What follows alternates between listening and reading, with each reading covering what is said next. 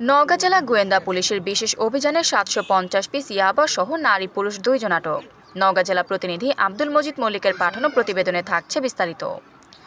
নওগাঁয় জেলা গোয়েন্দা পুলিশের বিশেষ অভিযানে অভিনব কৌশলে বহনকৃত ৭৫০ পিস ইয়াবা সহ নারী পুরুষ ২ জনকে আটক করা হয়েছে।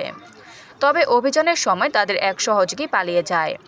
পুলিশ সূত্রে জানা গেছে, শনিবার দুপুর ১২টার দিকে গোপন সংবাদের ভিত্তিতে ডিবি পুলিশের এসআই মামুনের নেতৃত্বে একটি দল নওগাঁ রাজশাহী সড়কের মহাদেবপুর উপজেলার খোরদন নারায়ণপুর গ্রামের পালাপাড়ার মোড়ে অবস্থান নেয়।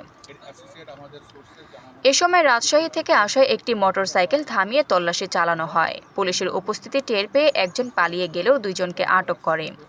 আটককৃত সানোয়ার হোসেন রাজশাহী জেলার কেশাডাঙ্গা গ্রামের ফজলুর রহমানের ছেলে।